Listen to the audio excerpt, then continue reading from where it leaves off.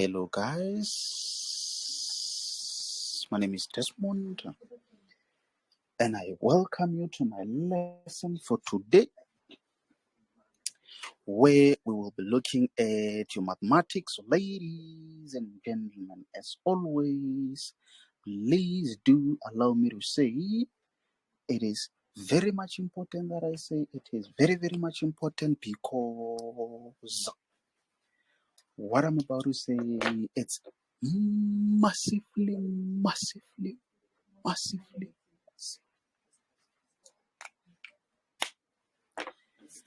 Hey, massively important, ladies and gentlemen, that I say a day without learning something new, it's a day wasted. By so saying, sit to me, lay, please, Pablo, please, Abby the Abigail. Please do make sure that by the end of each and every lesson that I conduct, you learn something new. Very much important, ladies and gentlemen, over there. So, this is what I'm going to do in today's lesson. We will be looking at that first question. As you can see, I've drawn the sketch over there. So, very quickly, I'm going to take you through a quick introduction. We look at the given statement, and then lastly, we go through the questions. So, this is what happened. Remember, at all the times when you're dealing with functions, when you look at a sketch, try to firstly identify your Cartesian plane. So you can see this is your Cartesian plane. Very much important, ladies and gentlemen, over there. Having the x-axis and the y-axis, and this point being a point called the origin. That is why you will always see O over there. Once you've identified your Cartesian plane, ask yourself this question. What type of a function is appearing there? Is it a straight line? Is it a parabola? Is it a hyperbola? Is it an exponential? So by looking at the sketch and also by looking at the equation of f of x, you realize you are dealing with a hyperbola. Is there any other function in addition to that? You can see it's only one function that you are having, meaning you completely forget about a straight line, you completely forget about a parabola, you completely forget about an exponential. So you just need to remember everything that was explained to you regarding a hyperbola. And this is what we said. Bantu bakithi. We said, in summary, remember, in summary, I have explained all of this in detail in one of my previous lessons. All that you need to do is just to catch up. Maybe let me remove that Cartesian plane and quickly explain something to you. We said you've got 3 stages: a baby stage, a teenage stage, and an adult stage. As far as that type of a function is concerned, we said at a baby stage, it starts as just y is equals to a over x, where we say this type of a function, that's where you just have either that or that. Or otherwise, you have your function in the second quadrant and the fourth quadrant. The question is, what makes your hyperbola to be in the first and third or in the second and fourth? We said it is because of that a value. If your a value is positive, for example, it could be positive 2 over x. That means for the fact that your a value is positive, you expect your function to be in the first and third quadrant. So that means your function will be there and there. Remember, at all the times when you are dealing with a hyperbola, you always have what you call asymptotes, and the asymptotes are 2. But in this case, it seems like the asymptotes are not there. But trust me, they are there and they are inside your x-axis and also inside your y-axis. But you can't see them because the x-axis is a solid line and the y-axis is a solid line. So it's more like they are there, but they are hidden because of those two solid lines. So that's why one can say a asymptote, that's where x is 0, and another asymptote, that's where y is 0. So it's more like at a baby stage, the hyperbola does not shift. But now let's try to have a look at a teenage stage. So this is how the general formula looks like. It's almost the same thing. The only difference is that we just add a P there. So can you see this P is closer to X, which means this is what happens. This P, it tells us more about the sideways shift. What do I mean by the sideways shift? Remember, at a baby stage, you have the asymptote inside that, and you also have this asymptote inside those axes. So this P, it means this vertical asymptote can shift to the left or shift to the right. Let's make an assumption that it shifts to the left. So that is why here you are going to have a positive value which could be positive 2. If it's positive 2 there, it means it has shifted by 2 units to the left. So if it's negative here, it means it has shifted by whatever value to the right. Just always remember that to say, if you have a plus sign there, it means it has shifted in the opposite sign on your Cartesian plane. So you ask yourself this question, is the A value positive or negative? Maybe in this example, let's say it's negative and say negative 3. So that means because the A value is negative, then you expect your hyperbola to be in which quadrant? The second and fourth quadrant. That is why you might have that type of a function. Remember, guys, this function, it's more like it was that type, but what happened was this vertical asymptote is no longer inside that y-axis, but it has been shifted towards the left by 2 units. That is why it is no longer inside, but it has shifted by 1, 2 units. So that is why now your function looks like that. So now, let's try to have a look at a hyperbola at an adult stage. It's just a formula evolving. So let's see, you still have A over, you still have whatever that you had at a teenage stage, but here they just add a Q value. So in short, that means this part is for horizontal shift or sideways shift or left or right shift. And at all the times, you do remember that this one being a constant, it refers to the vertical shift.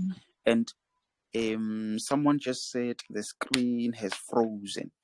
Then what I need to do is to try something different. Let me quickly try to do this and let me know if all is in order. How about now? Quasi the quasis. Is it better now?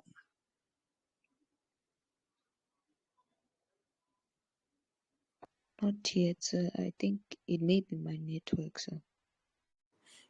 Not yet on quasi side. Moleboge, is my screen frozen? Frozen from my side. Okay, then I will need to leave. Don't go away. I'll be back just now.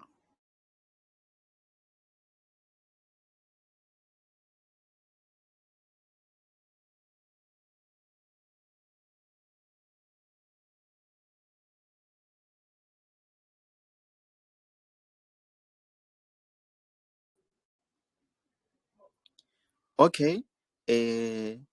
Let's see. How about now? Is it still the same? So I can see now. Okay, 100%. So this is what I was saying. At an adult stage, you still have the same thing, but it's only Q which is being added. And the Q being a constant or just a number, it refers to the vertical shift. And when we talk about the vertical shift, we talk about the up or down shift. So what exactly shifts? You will now realize that what shifts, it's actually this asymptotes, and as they shift, obviously this also has to shift accordingly. So let's say, for example, here you are having -1 and then here you are having +2. So if you remember, I said here when you have a negative value on the function, it means it has shifted by the opposite sign. Same value, but opposite sign, meaning your vertical asymptote has shifted by 1 unit to the right, or to the positive side, or to the opposite sign there. And then this one, you take it exactly as it is. So that means you no longer have your asymptote inside the x-axis, but it has shifted by 1, 2 units upwards. So that means at all the times when you sketch a hyperbola, you ask yourself, where are the equations of your asymptotes? You firstly do those, and then later you ask yourself, am I having a positive A value or a negative A value? Maybe, let's say you are having a +2 there. So positive value of that A, it means your function is going to be in the first and third quadrant. So that means you're expecting a function in those quadrants. It might also make a touch maybe somewhere there. It all depends on the nature of the equation. But most importantly, guys, what we are doing today, especially this part of introduction, I have already done a full lesson on that. So you might not fully understand all that I'm explaining now, but it will start to make sense when I answer the questions. And most importantly, if you feel like you are closer to understanding, but you do not fully understand, it is a good indication that you need to catch up. So maybe let's do a quick interpretation of what we are given there based on the information that I've just given to you now. We are having our Cartesian plane being that and that. So this is what happened. Can you see there?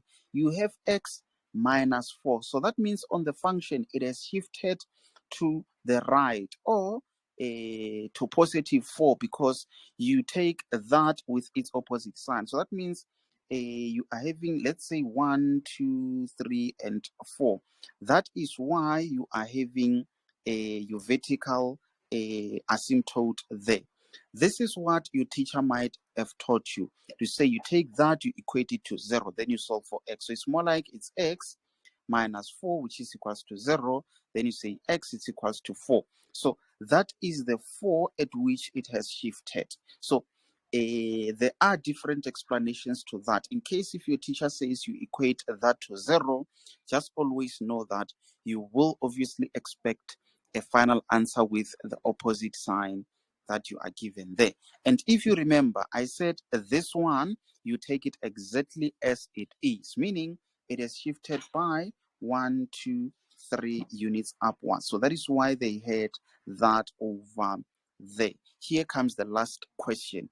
Is your A value negative or positive? Remember, if it's positive, it means your function will be in the first and the third quadrant. The first and third quadrant of your asymptotes, not of the y-axis and the x-axis. Just always remember that. So can you see you're having a +6 there, meaning it is going to be in this quadrant and in that quadrant. Very, very much important, ladies and gentlemen, over there, because you can see this is the first quadrant, this is the second quadrant, this is the fourth quadrant, third, and this is the fourth quadrant. So that's why I had to quickly explain to you that so that you understand how they came up with all of that. I'm pretty much sure that you guys understand the formation of a hyperbola. So it is that time where we need to have a look at the questions. So you tell me, before I do that, is there anyone who's got a question in relation to what I've explained before I start answering the questions?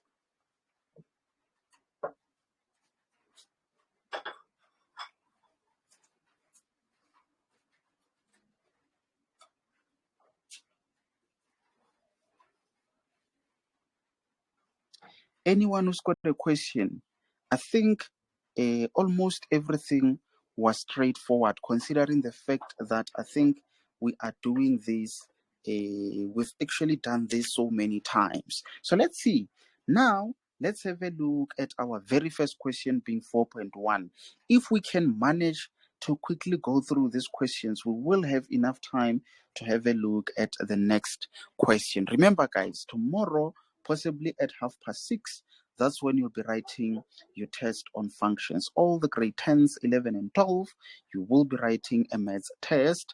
In case if you just joined my lesson today, please do make sure to participate so that even if you get 2, I will be able to understand the level of your understanding and also be able to notice where you struggle.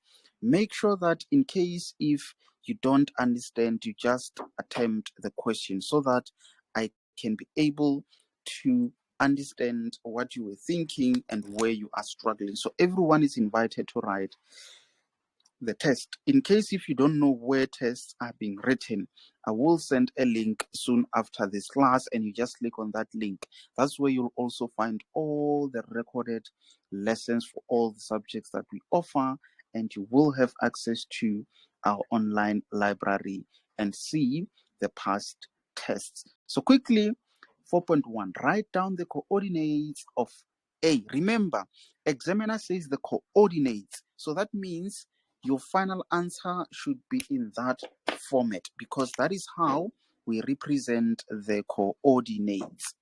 The coordinates of A is what they want you to provide. Most importantly, you need to remember that actually at that point of A, that's where you are having the y value of that asymptote. And here you are having the x value of the asymptote. So it's more like they want you to give that value and also that value, which makes the coordinates of point A. So you should always remember that the x value at that point, it is actually P from that formula, and this one, it is actually Q from that formula. But most importantly, you need to also remember that you don't take that as it is. You take it with its opposite sign, or otherwise your teacher might have said you just take the whole of that and then you equate it to 0 and then you solve for x. So that means your x is equals to what? It's equals to 4, and then your q, you just take it as it is, being 3. So that means point A, it's actually the point of intersection of that asymptote and also of that asymptote. So I'm just not sure if you guys understand how you find the coordinates of point A. So can you guys see, it's not really about how you answer the question, but it's mostly about an understanding. It's mostly about you having a background, because you need to understand what happens at point A and be able to relate whatever that happens at point A to that given equation there. So that question was allocated 1 mark, and you are only allocated a mark for giving the correct coordinates. Anyone who's got a question before we move on to the next question, or was it clear to everyone? So your screen is. Someone said something, but I couldn't hear. What did you say, honorable member? Can you repeat that? Oh no, so I was saying your screen was not like there was something wrong with it, but it's fine now. Now it's fine, ne?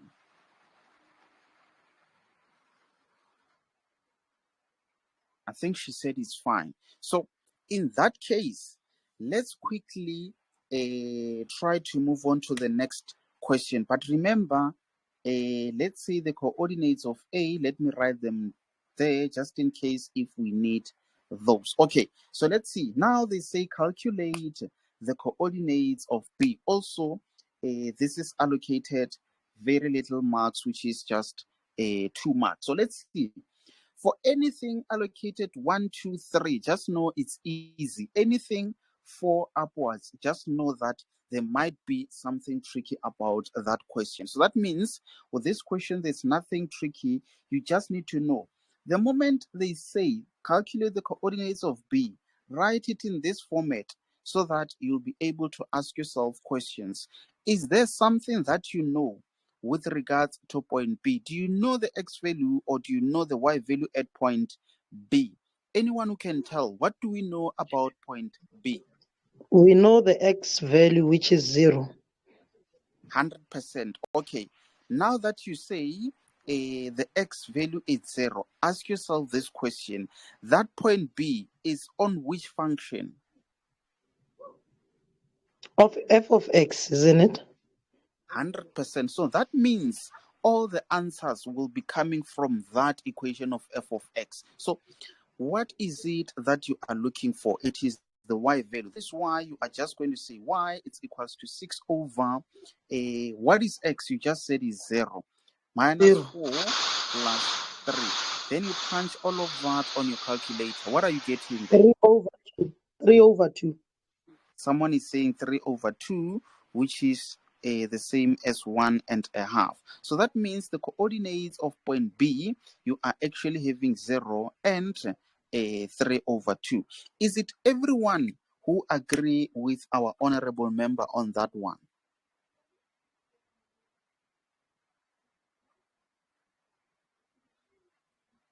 Yes. 100%. I also agree with our honorable member on that one, and you will be allocated a mark for that and also for that. So that was also an easy, straightforward question. So quickly, let's try have a look at 4.3. So let's see, calculate the coordinates of C. Follow the same procedure. Is there something that you know with regards to a point C? Anyone who can tell what is it that we know with regards to point C? It is an x-intercept. Can you say again, honorable member? What did you say there?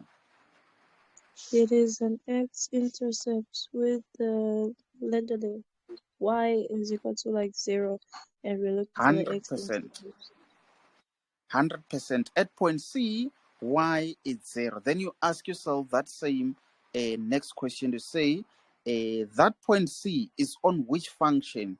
If it's on f, then it means your answer is going to come from f. So the question is, what exactly are you calculating or looking for? It is the x value. So that means on that equation, where you see y, you're going to substitute 0. Remember, f of x is the same as y. They just used a f because the person who actually participated in this question was our brother Mafranco. So that's why he chose to use letter F.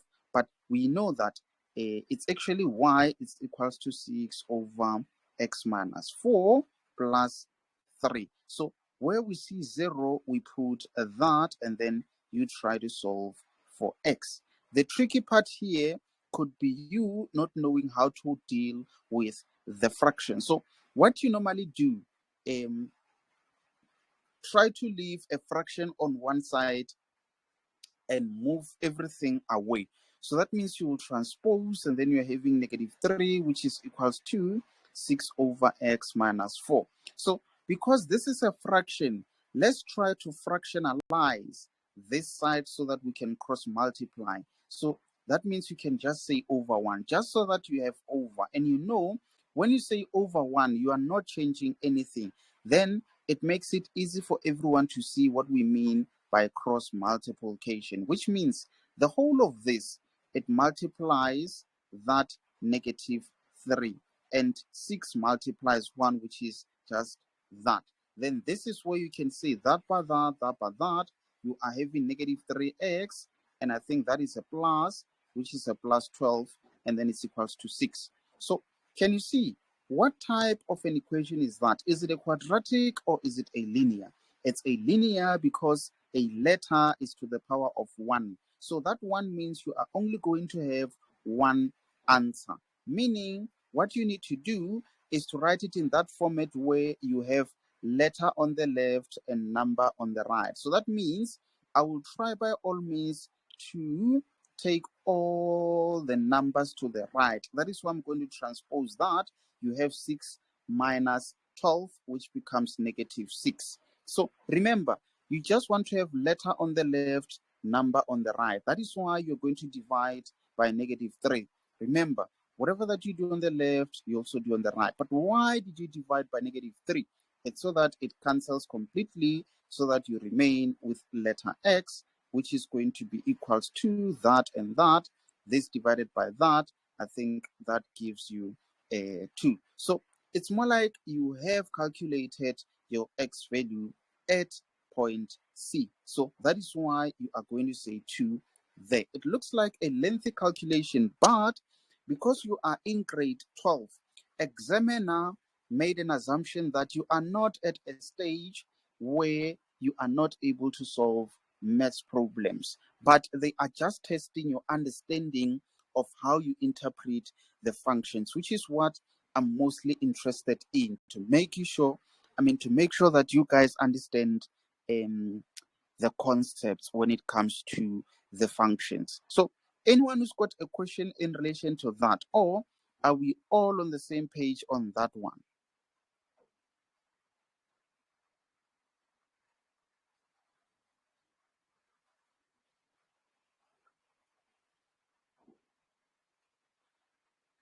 Are we all clear, guys, on that one? Yes.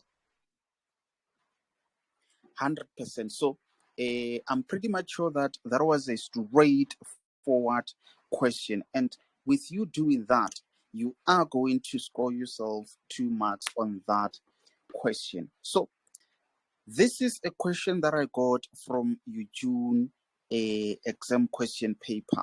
So can you guys see if it is at this time where you are able to understand this type of problems? And again, Molebo, you are able to have an input, or already you are able to know how to work out some of those problems. It's a good indication that you are almost ready to write either your final examinations or your mid-year exam. So it's a very good indication.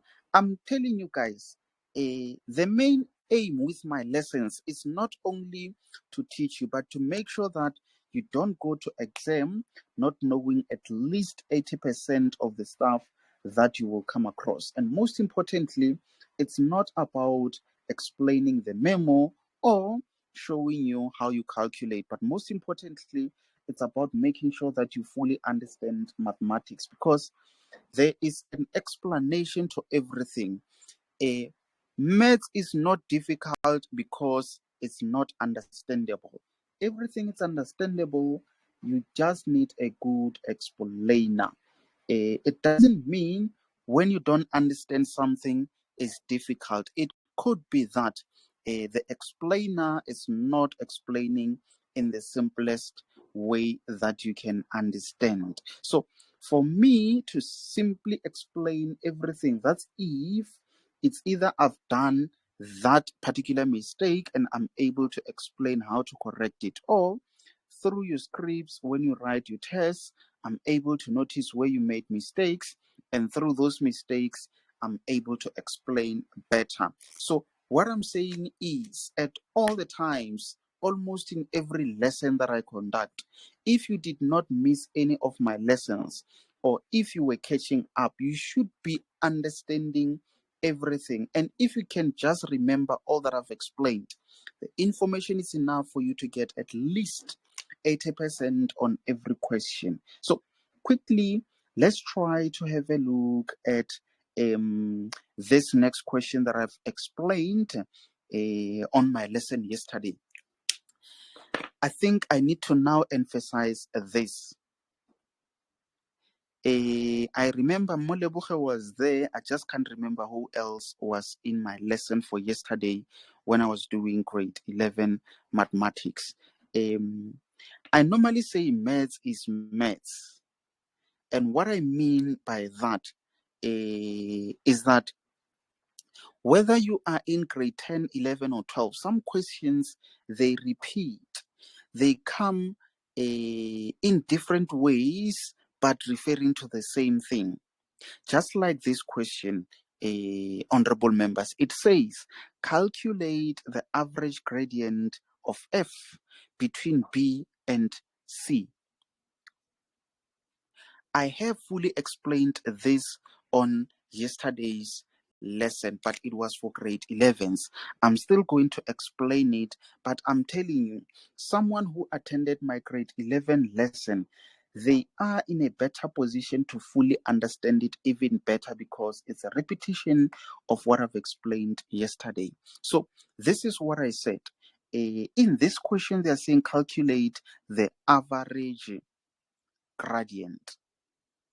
So you might be wondering, is it a tricky question or is it a straightforward question? You might be getting confused by that word, an average gradient, of which what I've explained was that it is necessary to use the word average gradient because you are not calculating the gradient of a straight line. If it was a straight line, they were not going to mention the word average. But because you are calculating the gradient on a curvy shape, which is point A there and point B there. So can you see, averagely, they want you to calculate averagely the gradient if you had to move from that point to that point. Can you see, averagely, you are actually moving at that particular angle. Also, you can still have a point on a parabola there and there being point A and point B. Still, on a parabola, they are going to say average gradient between this point and that point.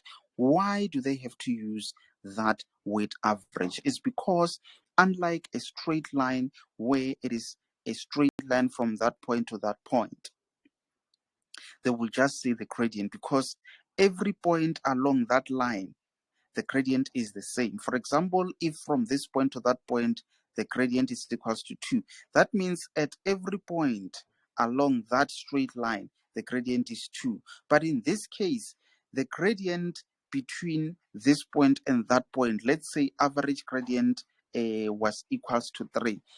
In this case, it doesn't mean at every point the gradient is 3, but averagely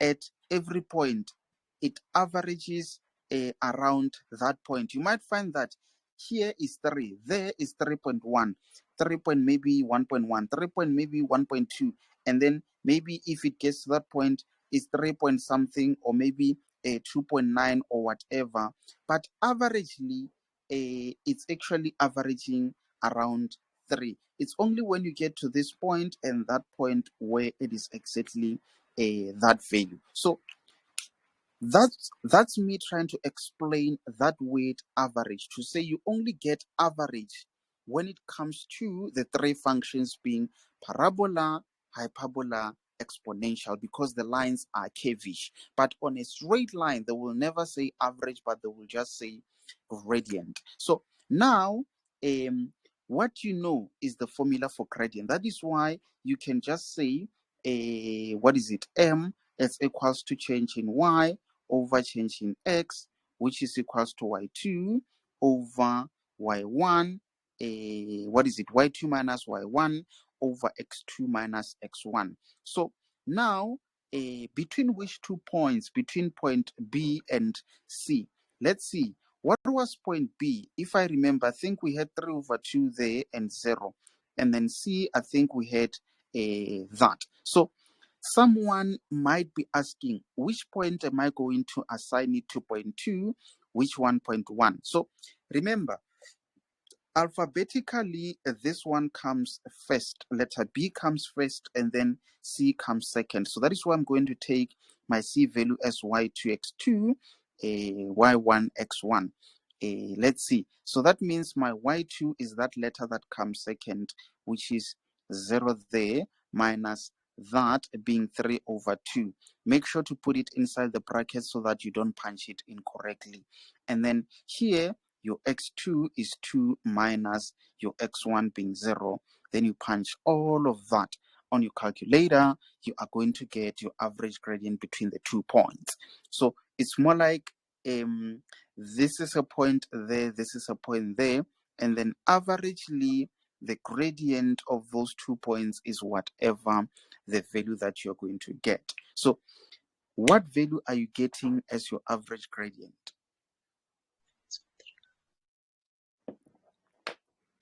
I couldn't get that. What did honorable member say on that one?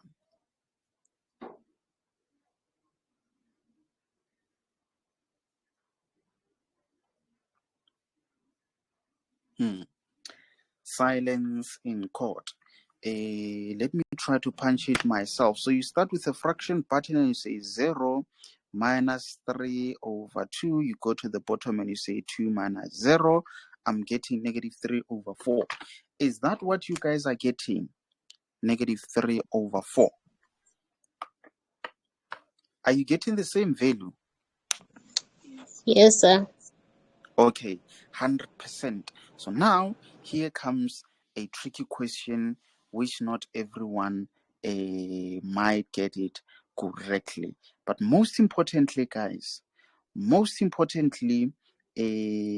very much interested in you guys fully understanding what happens on that question. So they're saying 4.5, determine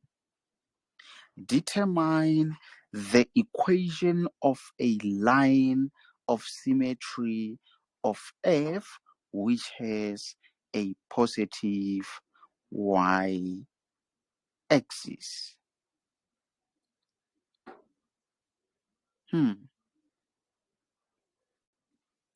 I think now examiner is trying to spice things up, and the spice that was used in this case, it is that of chicken legging. Very hot. Bantu bagiti. 4.5. Listen very carefully. Determine the Hello. equation. Yes. Sorry, You it want to cut give it me a try? while I had internet. I had internet problems connection. I wanted to know what was 4.4. The answer. What was it? Oh, 4.4. What was it, honorable members? I think it was negative 4 over 3. Was it? Is that what were? Was it Let's see. negative what? Negative Was 3 it over. negative? Oh, negative Yes. 3 over 4. They say negative 3 over 4. Okay, no, it's okay. It means I've done it well. Okay. Okay, so this is what I was saying. Determine the equation of a line of symmetry of F which has a positive y-axis. So I was saying examiner tried to be tricky here, but I'm going to make sure that you guys fully understand it. And I'm not going to directly address that question, but I'm just going to firstly explain what is meant by an axis or a line of symmetry. Remember, this is what I always say. Abigail, this is a slice of bread. I'm not sure if it's rama, if it's peanut butter, or if it's margarine, or what else. I'm just not sure what is happening on that slice of bread. But what I know is that if you have to cut this slice of bread such that yourself and your sibling, a little sister, little brother won't fight. That's if you cut it into two equal halves. How can you cut it into two equal halves? That's if obviously you cut it right there.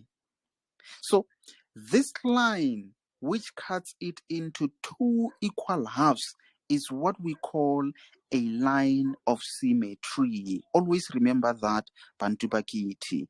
I'm sure it's been so many times you guys hear me giving this example. And also, someone can be smart and say, okay, I won't cut it in that manner, but I will cut it like that, such that this side is 100% equals to that side, meaning this line, it is also called a line of symmetry. Someone might try to be smart and say, no, me, I'm going to cut it that way.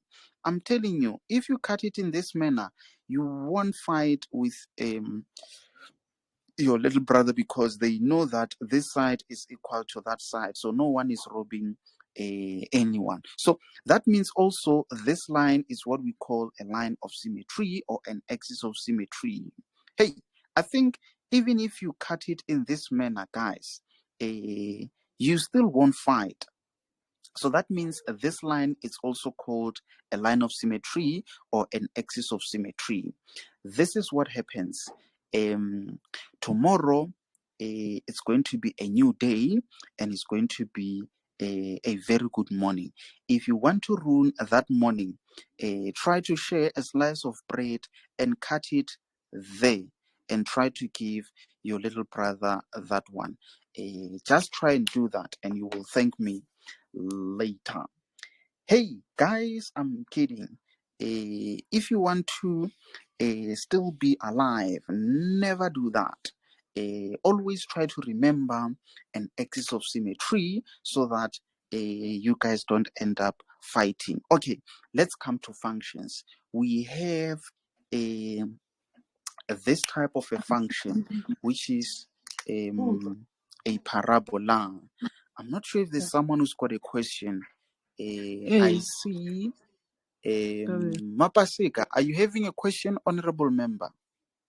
Yes, sir. I do have a question. My question is like at 4.4, you said that the answer is 3/4. How is it 3/4? How did we get to 3/4? I Because my think it was network was negative. negative 3/4. Yes, if you've calculated it and you got negative 3/4, I think you got it correctly. You know the gradient formula, isn't it? Yes, sir. So I got negative 1/4. Okay, maybe let's quickly see. What was the B value? I think it The was 0 and 3/2. Was it this one? What was C? C, I think it was 2 and 0, isn't it? yes, sir. So maybe let me quickly punch it while you're still on the line. So y2 is 3. Okay, I think y2, I said let's take it to be 0 minus 3/2. And then at the bottom, we say 2 minus 0. You get negative 3/2. So you might have made, no, over 4. You might have made a mistake somewhere. But for now, I think write this one down, and then you will later try to recalculate it. Nay. Okay, sir. Thank you. So you will get negative 3/2. That's what everyone got. So just note it down, and then you will try to recalculate. But in the meantime, I just want to make sure that I quickly make you guys understand what is meant by a line of a symmetry. So here we are having a said shape of a parabola. So this one, you can only cut it into two equal halves right at the turning point. So that means under this type of a function being a parabola, whether it is a sad or a smiling shape, you will always have your line passing through the turning point, which is just a straight vertical line.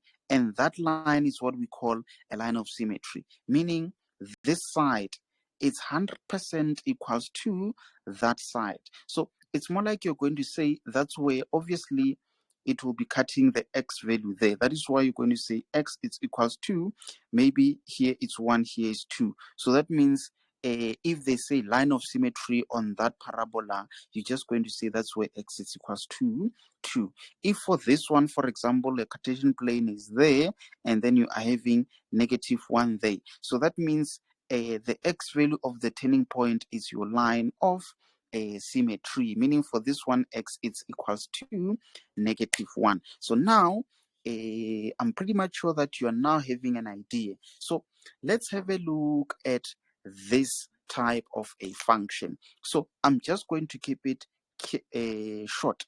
Let's say on a Cartesian plane where you have that function and also that function, and there you are having the origin. So how can you cut this hyperbola into two equal halves? You can only cut it into two ways. And the first way, that's if you cut it in that manner. You don't really cut the function, but you know that if you cut it in that manner, this side, let me maybe do it this way so that it's easy to demonstrate. So can you see, if you cut it there, it's more like the whole of this side, it's 100% the same as that side. So this is the line that makes it to be cut into two equal halves. And this line, because it's a straight line, it is a line which is y is equals to. This line, does it have a negative or a positive gradient? Based on what I taught you guys, a line passing or ending in the second and fourth quadrant, does it have a positive or negative gradient? It's got a negative gradient. 100%. The gradient is always -1. Just remember that. Only when you are dealing with the line of symmetry. That is why you are going to say -x there. And you tell me the constant or the c value or the y cut, this function is cutting at the origin. So that is why you can say +0 there. But because it's not necessary to write 0, you just leave it as that. So it's more like this is the first line of a symmetry which has a negative gradient. Let's maybe try to explore another line. I said it's only two lines. The other line is this one. So it's more like it's actually a cross that cuts this type of a shape or a function into two equal halves. So for this line, obviously this one negative gradient, so that means this one is going to be positive gradient. So that means the other line is that of y, it's equals to positive 1x, and it cuts the y-axis at 0, meaning +0 there, but it is not necessary to add that 0. That is why you're going to say the equation of that line, which is the line of symmetry, it's at where y is equals to 0. So that's when we are looking at a hyperbola which hasn't shifted. So it doesn't matter whether your hyperbola is in the first or the the third quadrant, or if it's in this quadrant and that quadrant. You will always have that line with a negative gradient and that one with a positive gradient. So that is why examiner has to give you a hint whether they want a line with a negative gradient or a line with a positive gradient. So that was an explanation based on a function which hasn't shifted. Maybe let's have a look at a function which has shifted. What do I mean by shifting? That's if you have, for example, your that there, and you also have your that there. Maybe let's say you have a function in this quadrant and also in that quadrant, and they say equations of symmetry. If you remember, I said equations of symmetry, they make a cross. They make a cross. But the question is, a cross at which point? Always at the point of intersection of these asymptotes. So that means this is where they are going to make a cross, whereby you are going to have that one. The question is this one that of a negative or a positive gradient? And then the other one is this one, the line of a, can you see? It's a cross. So you just need to know that for this one, it is that one which is always having a positive gradient. And then this one, it is that one that always has a negative gradient. So the question is now, is it a cutting y at the at the origin? So you can see this one, it has shifted. So that means it is going to cut the y-axis somewhere at that point, which is a negative value. So you just don't know what that value is there. And then for this one, is it going to cut the y-axis at the positive or negative side? You can see it's going to cut it there at the positive sign. So that is why it is going to have a positive C value and not 0. Because you had 0 on the previous example because it was actually on the origin, but in this case it's not on the origin. It cuts a y-axis at a particular point. Remember, it's a straight line. That is why we represent it using a straight line formula. So now maybe let's try to answer this question, and then you will realize what I've been explaining. So here, Moleboge, I was saying examiner has used a very hot spice.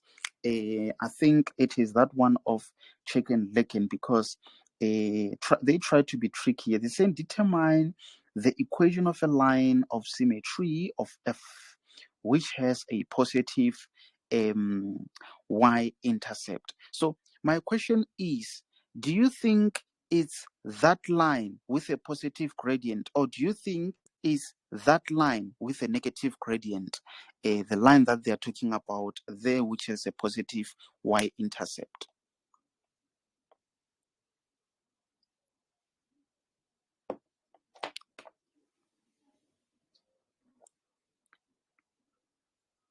Is it you said what again? So the question is, Because they're saying, yes, I'm listening.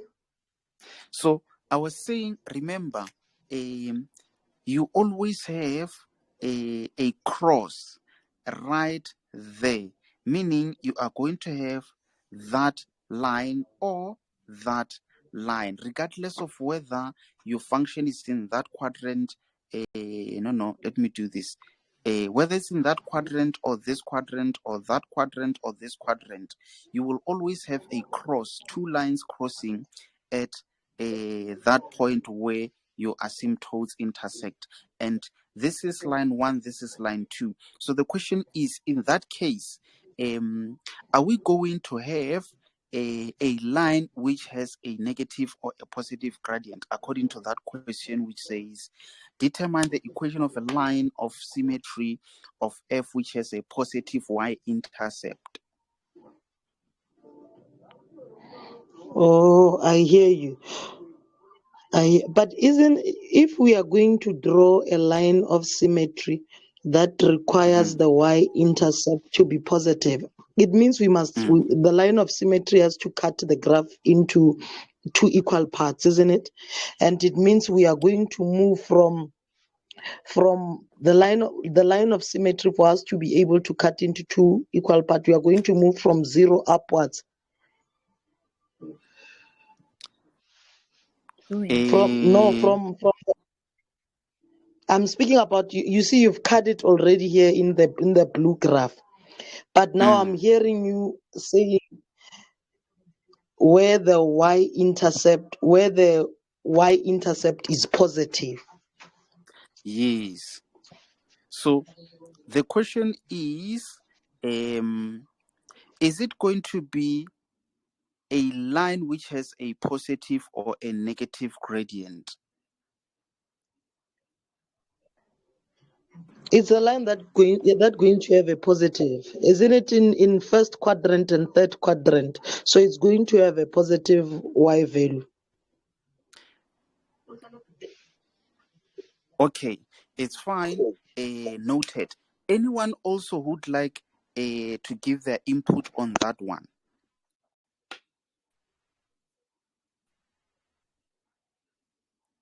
I see Kwazi had their mics unmuted, but I couldn't hear that. Mdaga, can you try to also give your input before I explain? Yes, it will be positive. I think that Okay, positive. Another one. the line is going to be on Coolie the Coolies, our head girl, thinking in Roslyn. I can't hear you, honorable member. and I think Mudaka is speaking, but the line is breaking. No. quadrant Mudaka, your line in third was quadrant breaking. where there is 4:3. That's where our line is going to cut. Okay, maybe let me explain it. Let me explain it. This is what you always do. You can mute your mic, honorable member. I'll just quickly explain I it. was saying that it's going to be on Okay. second and Kwazi the Makwazi Z. third It's fine, honorable member. You are breaking. It's unfortunate. I completely can't hear what you are saying, honorable member. So let me explain it. And then once I've explained it, that's when you guys can tell if it makes sense or not.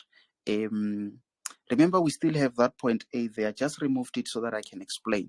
Moleboge, this is what happens. Because we are now talking about a line of symmetry. No. Kwazi, I'm going to mute you, honorable member.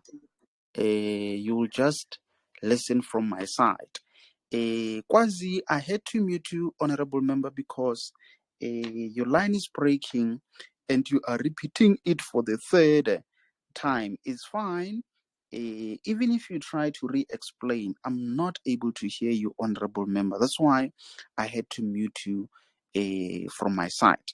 But I'm hoping you will listen and check if it relates to what you were saying. So let's see.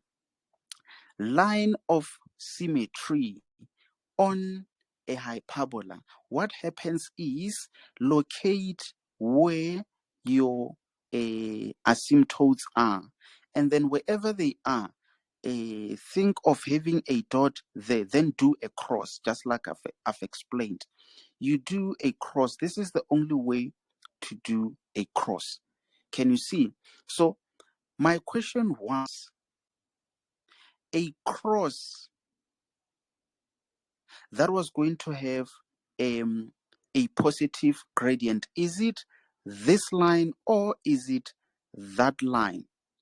Or a line which was going to cut or have a y intercept, which is a positive value? Is it this line or that line? So this is what I meant.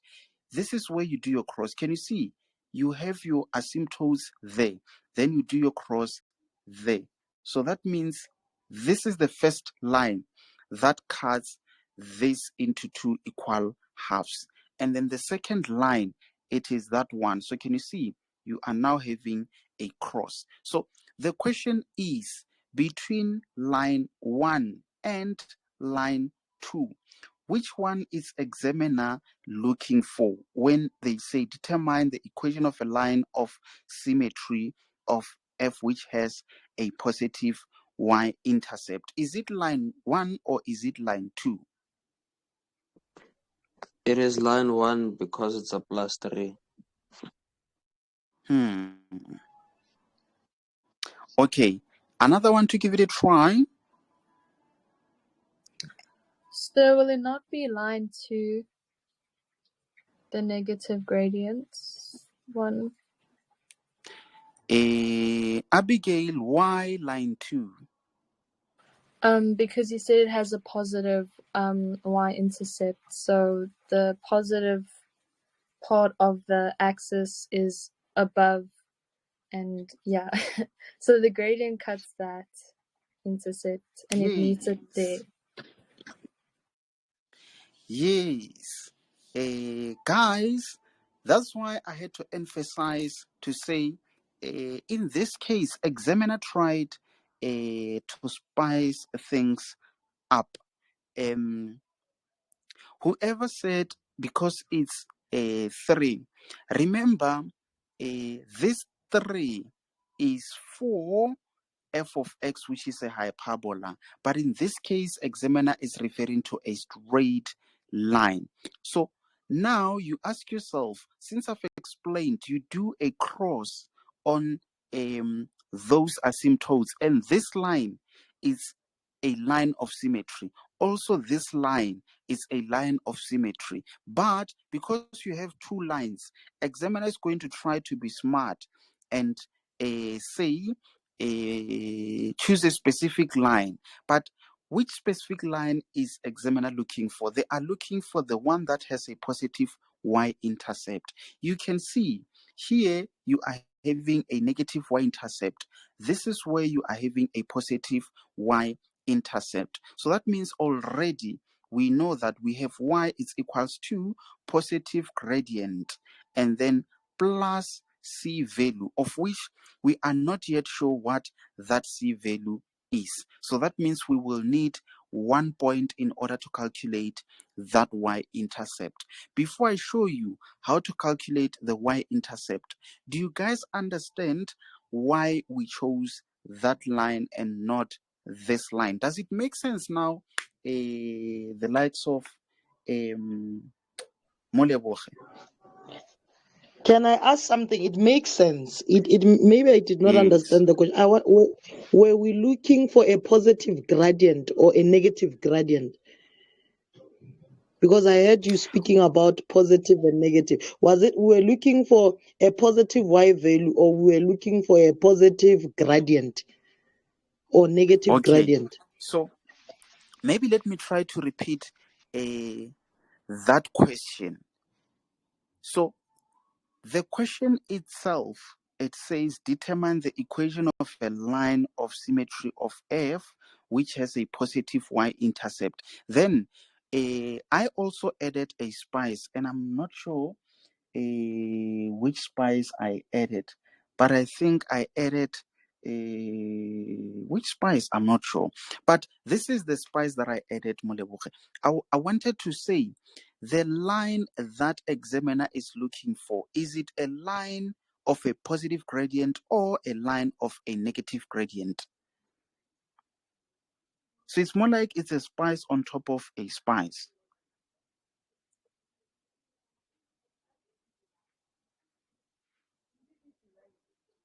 So that means in order to answer my question, you would say, hey, I think I got hammered by my own spice here, because this line is the line of a negative gradient and not of a positive gradient, because this is a line of a positive gradient. Yes, yes. What do they say? Doctor, their own medicine, what? Abigail, what do they say there? Give the doctor their own what? Hey, you get it? If you don't get it, Forget about it. forget about it. So, ladies and gentlemen, this is what is happening. This line is a line of negative gradient. So that means this is a line of y is equals to negative x plus whatever the c value. And then this line, it's a line of positive gradient, being positive x plus c. Yes, I think now we are getting there. So, Moleboge, maybe you were onto something, and because of my own spice, me too, I got spiced. Let's see. A examiner, based on that question, is he looking for a line that has a negative gradient or a positive gradient? Yeah, this is that spice again. Anyone who can answer that question?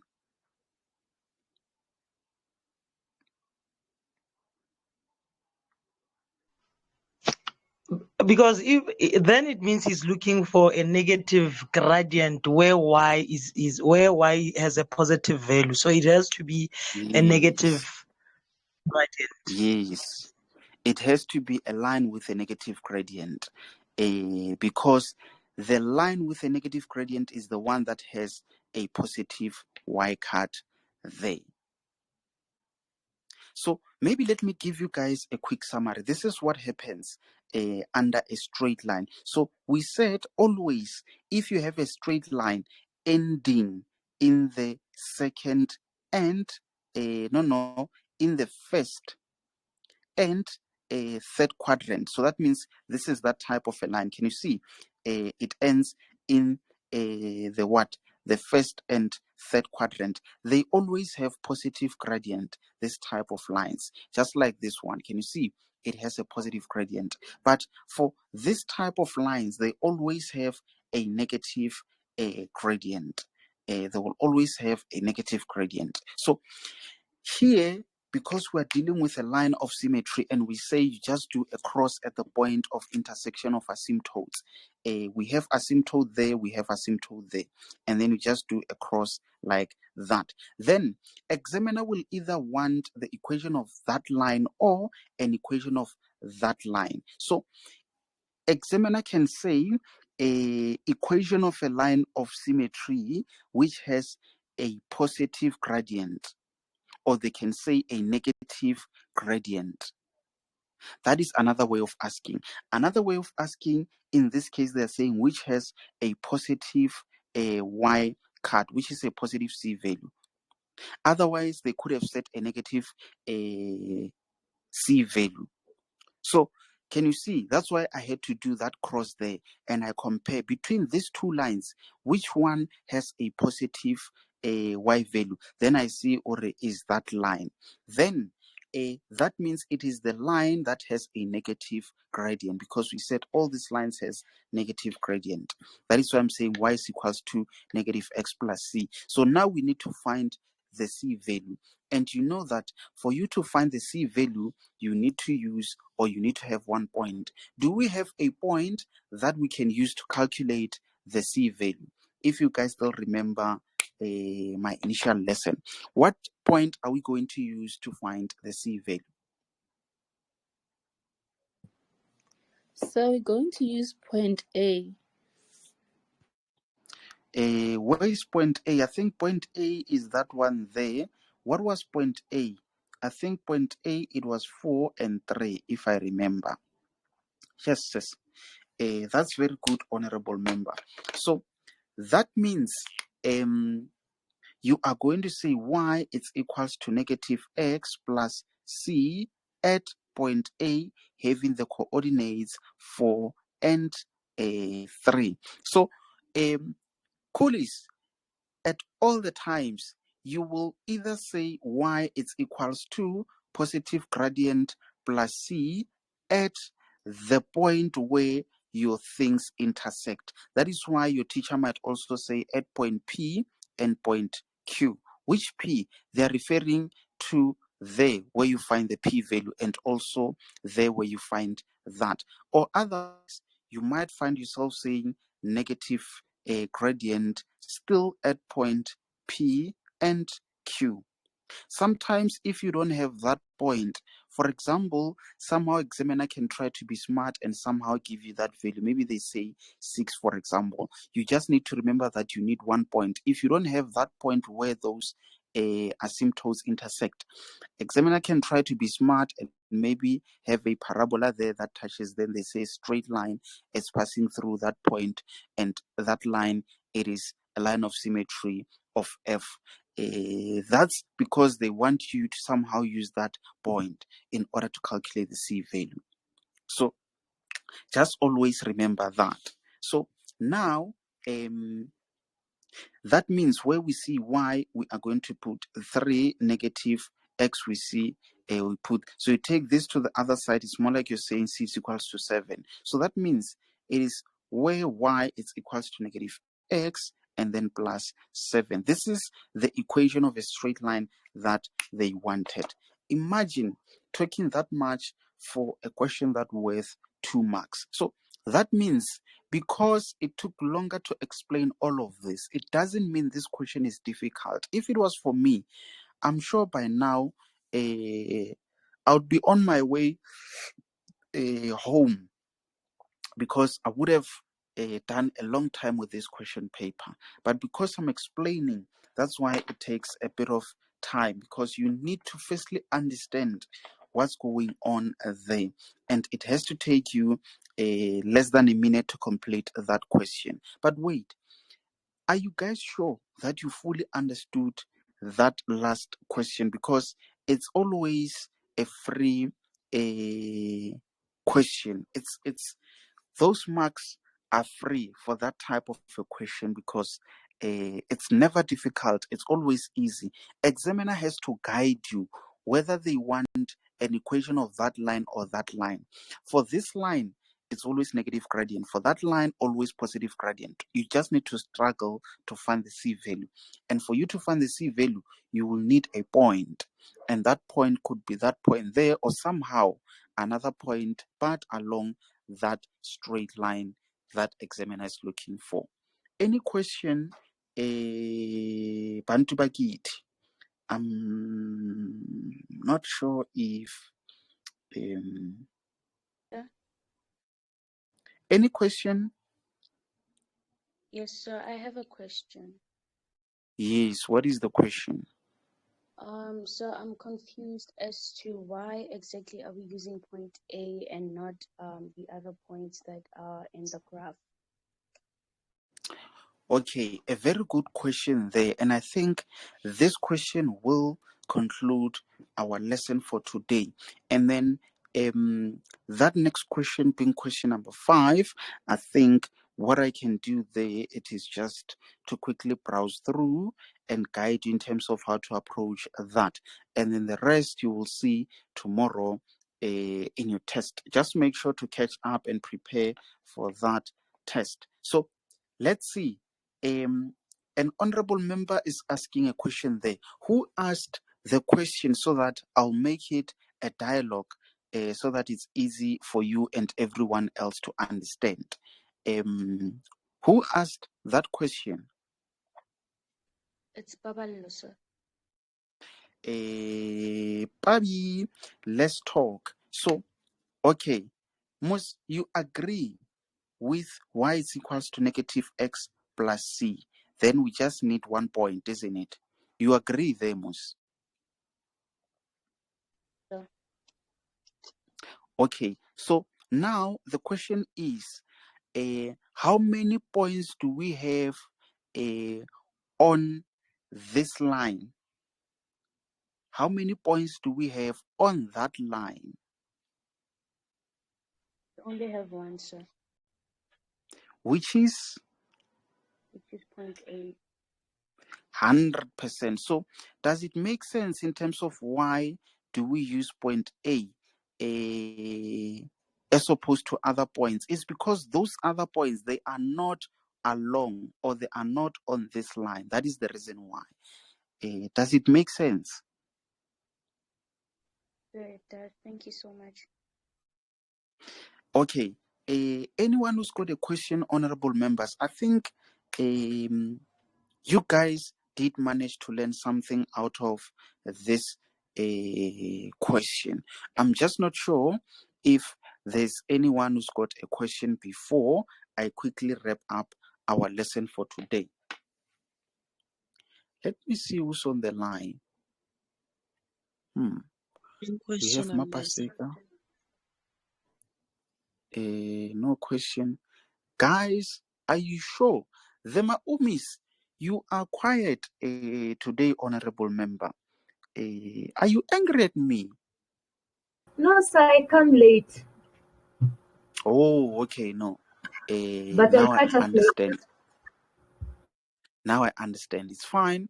Just make sure to catch. Let's see. Nomfundo, are you okay that side, honorable member? Can you just greet me so that I'm aware you are not watching Generations that side? Sibusiso Maham is there. Is Buddha, are we okay that side? Yeah, I'm fine. Okay. Let me Yeah, allow Kwazi no to speak. Kwazi, I muted you because of your line was breaking. I'm not sure if your line is better now, if you've got any. Abigail, are you sure you are okay that side? Do you understand, honorable member?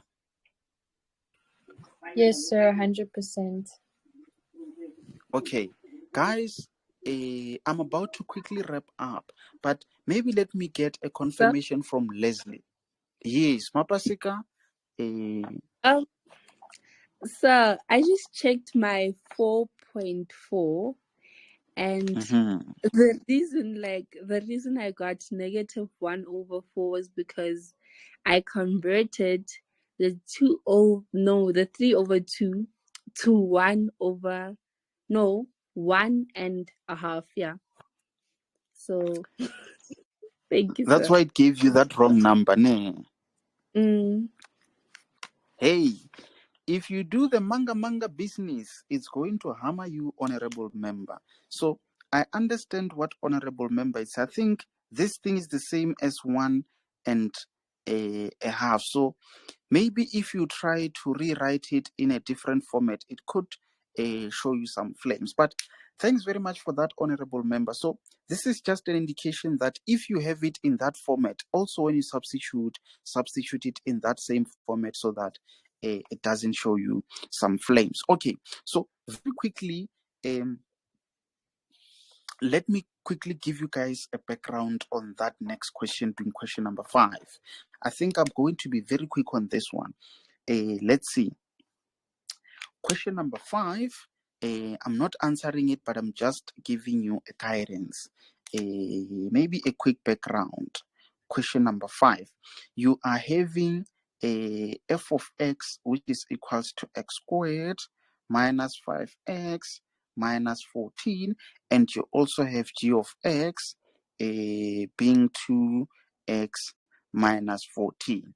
I think maybe let me do it in this format to say, the moment I start looking at that, I'm able to notice that this is that one having a format of ax squared plus bx plus c, and this is that one having mx plus c. Maybe let me start with this one and say this type of a function is what we call a parabola, and a parabola, it's either it has a smiling shape or a sad shape. And then let me quickly do that so that indeed it makes sense that we are having a smiling shape and a sad shape. So what makes it to be a smiling shape? It is because of that a value. You can agree that if your mood is positive, you will be smiling all day. But if you have a negative mood, you will be sad the whole day. So in this case, am I having a positive or a negative a value? You can see it's a positive invisible 1. So that means if I have to sketch a function, I'm expecting a smiling shape. It doesn't matter whether that smiling shape is shifted to the right or to the left. what matters the most is to know the type of a shape that you are having. So most importantly, this is the one that tells you about the sideway shift. So that means your function, since it's smiling, it will not make a U-turn right on that y-axis, but it's either it's going to make a U-turn in this quadrant or maybe in that quadrant. That's what this B value tells you. So now let's move on to the C value. The C value, as I've indicated, it tells you more about the vertical shift. So that means this smiling shape has shifted by 14 units downwards, down because of negative. So that means initially this was a smiling shape making a U-turn at the origin. But because of that B value, it has now shifted. Let's just assume it has shifted on the left side. So can you see it is no longer making a U-turn there, but somewhere there. And then because of this negative 14, it now means it has now shifted downwards by 14 units. So that means it's going to make a cut there. So that means it will then do something maybe similar to that, where this is negative 14. So it has shifted downwards. That is why it makes a thing there. But the turning point is below that. And also, this point is what we call the minimum. The moment examiner talks about the minimum, just remember the range where you say y is greater than whatever the turning point you are getting there, and the y value of the turning point. If maybe the y value of the turning point, let's say it's negative 16, when you give the value for the range, you're going to say y is greater or equals to negative 16. But for this type, if maybe the turning point there, let's say it's 8, this is where you say y is less or equals to 8. So it's always y is less or equals to, or y is greater or it's equals to. This one is what we call the maximum value. So for the maximum value, that's where you say y is less or is equals to whatever the y value. But for the minimum, that's where you say y is greater or equals to whatever that value there. So these are some of the things that you need to remember as far as a parabola is concerned. And the line of symmetry, they always talk about the x value at that point, or otherwise for this one is going to be that. Then they talk about the x value of the turning point. So I actually noticed something as I'm explaining to you now. It's more like whether they are talking about the maximum or the minimum, they are actually talking about the range, and that is the y value they are looking for. But when it comes to a line of a symmetry, that's when they are talking about the x value of the turning point, the x value of the turning point. Yes, I think I've given a summary there. So let's see. Maybe let me quickly explain with regards to a straight line. A straight line is easy and it's a straightforward type of a function. Straight line, it's either you have a line in that direction or you have lines in that direction. So all the lines in this direction, they will always have a positive gradient. They will always have a positive gradient. So that means this line, can see you're having a positive 2 value. That means your line is going to be like that. So now the question is, this line that you're having, is it having a positive y cut or a negative y cut? What tells you that is because of that C value. Is the C value negative or positive? It's negative. So that means it's actually cutting on the negative side which could be negative 14 there. So that means you are just going to have a straight line similar to that, and then for your thing, you are still going to have maybe something doing that, or otherwise maybe something doing that. If it makes a U-turn here or there, it doesn't really matter. You will notice when you sketch it, and it all depends on that value being positive or negative. So when answering those questions, 5.1, they want you to plot. So when you plot on the same set of axes, you just need to be careful of what they want you to clearly show, which is the intercepts with the axis and the turning point. So that means you will show us this y as it intercepts with this and that, and you will also show us the turning point of that. And then they are talking about you determining equation of the tangent of f at a particular point. Also for this one, in case if you are attending my lessons for the very first time, you might need to catch up, because I've also explained it multiple times and in the most simplest way for you to understand how to deal with gradients as far as a parabola is concerned. I'm pretty much sure that you guys still remember. For a question like 5.3, if, for example, you haven't learned this type of questions, I would encourage you to very quickly skip it. Just skip it and move on to the next question. So it's advisable that you invest much of your time into questions that you are familiar with. Also, for 5.4, you try to read through that question, and then if you don't understand it, then you also skip it. But let me give you guys a very important tip that you need to always remember at all the times. The likes of our undercover, so, but this is what happens, honorable members. You might be that clever learner, but you get hammered in exams. This is what I used to do. Let's say maybe easy. You can just write easy. No, yes, let's say easy, and then I think here I said difficult, and then in between. I'm not sure if I had something in between. Maybe let's say this one is long. Yeah.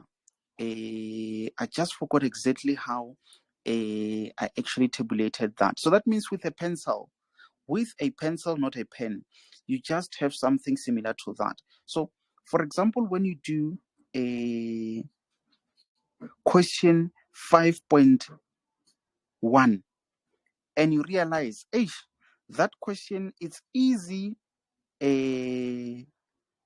Oh yes, I think this is what I did. I did it this way. Let's say easy / long, and then here let's say difficult. So for example, a question like simultaneous equation, you might be doing question 1 and you find that a question like simultaneous equation, you realize that this question is long, but you know it's easy or is doable. Then just say maybe 1.4, write 1.4 under that. And then you come across question 5, let's say 5.3, you realize, this one is difficult because I haven't done it. Then with a pencil, remember, write 5.3 under difficult, then skip it, move on to another question, and you realize maybe when it comes to number pattern, under number pattern, you've got this question, man. You know how to do it, but you realize for you to do it, you need to relax, not be in a rush, and work it out. And you realize that question is 2.3. Write 2.3 under there. And then you realize under 5, maybe whatever, 6.7 is difficult. Yes, there's another question which is also difficult. Write it there and skip it.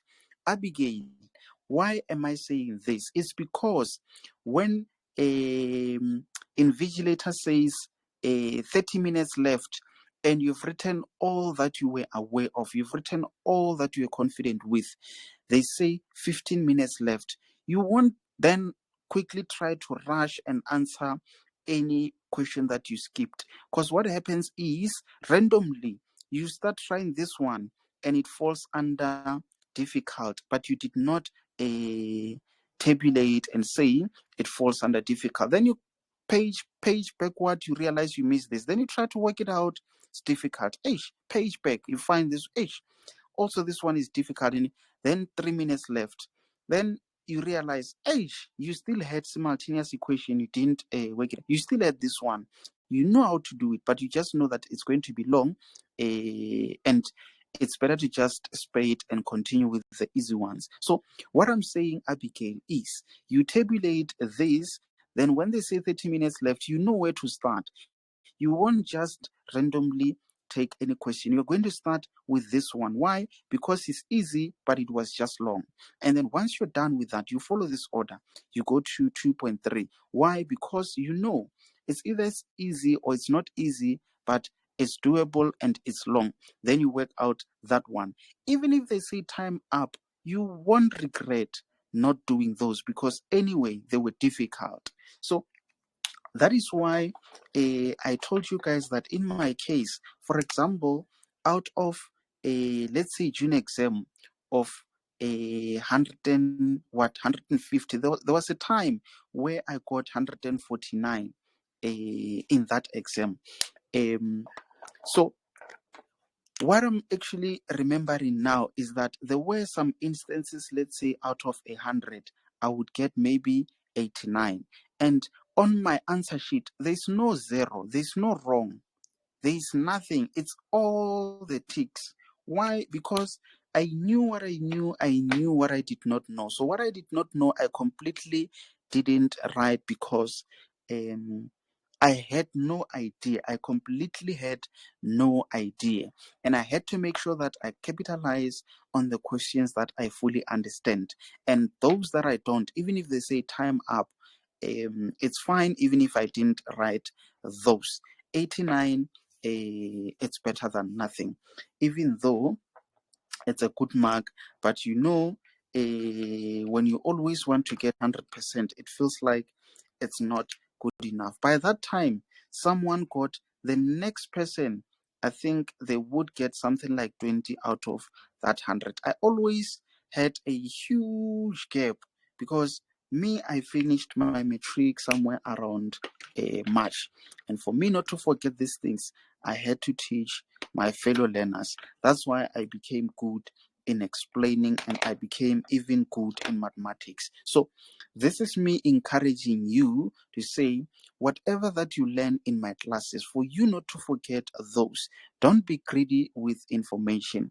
Even if you have to explain to someone who always gets more marks than you, explain to them.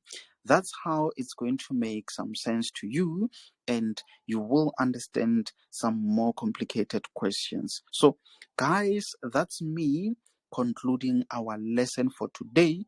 I'm just not sure if there's anyone who's got a question before I sign out. Anyone who's got a question?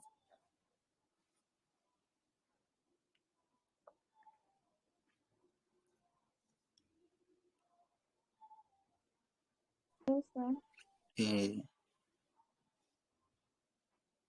Was it a no? Yes, It's sir. Buddha Coca-Cola. You've got no question, honorable member.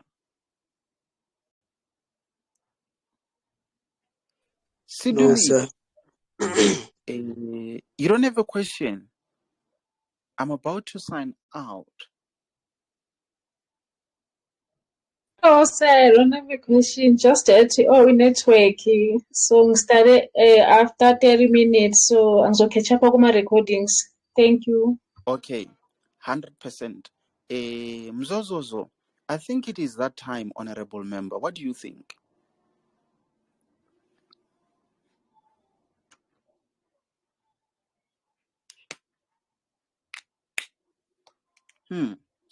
It seems like Mzozozo is watching Isibaya there. I don't trust that one. Abigail, do you allow me to sign out, honorable member?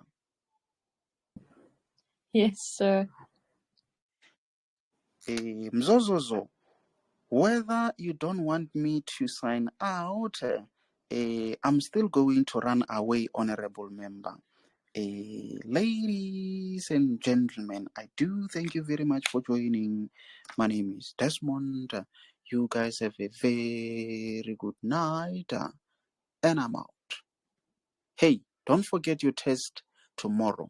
I'm going to send a link where you write a test. And also, I think I forgot to give you guys the code for today's lesson. I think for today's lesson, it's a freestyle also. Whatever that I always say, that you always remember, I think you can say that. That other day, you guys made my day mentioning some funny stuff there.